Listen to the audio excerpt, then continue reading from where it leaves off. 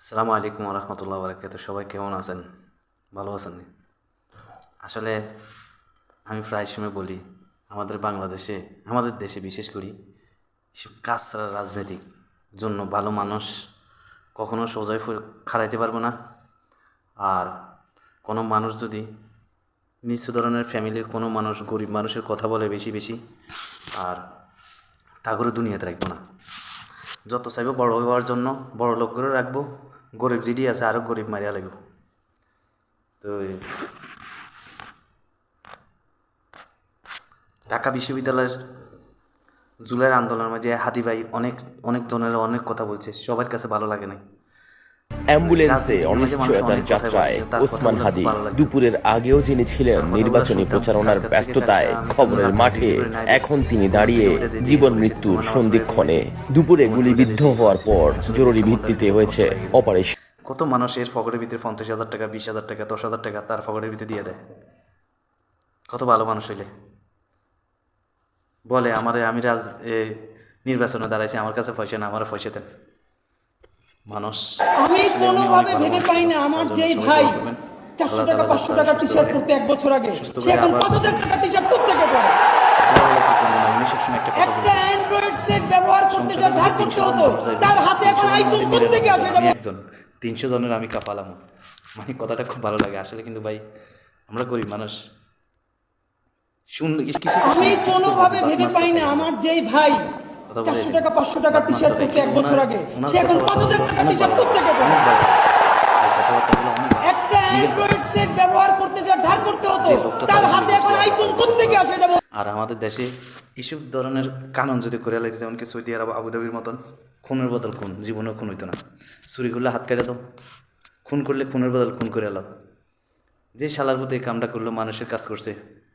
যে কোনো লোক রাজনীতিক হিসাবে একজন আরেকজনের কাছে পছন্দ হইতেও পারে, না হইতে পারে। আমি বিএনপিরে পছন্দ করি, নাহলে আপনি আওয়ামী লীগের পছন্দ করেন, নাহলে উনি জামাতের পছন্দ করে। ব্যক্তিগত ব্যাপার, যার যার ব্যক্তিগত ব্যাপার।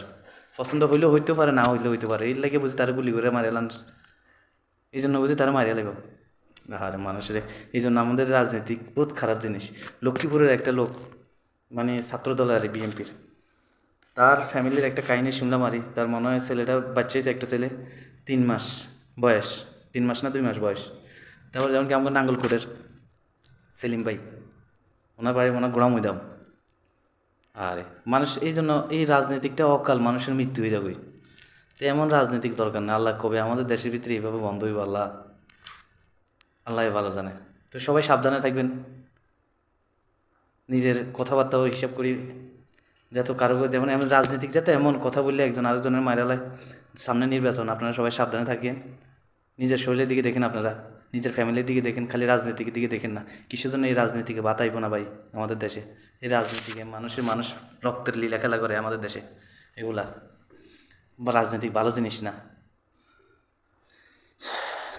এই কালকার এই ঘটনাগুলো দেখে অনেকজনে মানে পকেটের ভিতরে 20 টাকা 50 টাকা 100 টাকা পকেটের ভিতরে ঢুকে দেয়।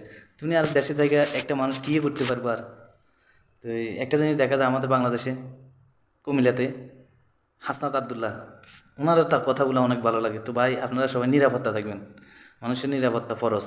কথা বুঝাইছেন? নিজের সম্মানও এটাও, নিজেরটা নিজে বাঁচানো এটাও ফরজ, যান বাঁচানো ফরজ। আল্লাহ তাআলা তার কার মরণ কোথায় আছে আল্লাহ ভালো জানে। তারপরে নিজে একটু নিরাপত্তা থাকার দরকার। আর এমন রাজনীতিকে দরকার নাই নিজে একবারে ধ্বংস হয়ে যাবো, আল্লাহ মাফ করক। এই ধরনের ফ্যাসার দিকে আল্লাহ তাআলা যাতে আমাকে ফ্যামিলির কেউ যাতে না নেয়, কেউ যাতে না যায়, আমি এটাই দোয়া করি আল্লাহর কাছে। এই আর তো আসলে মাঝে মাঝে এই রাজনীতিকে কত মানুষ এভাবে মারা যায়, আসলে মাঝে মাঝে কষ্ট লাগে ওঠে।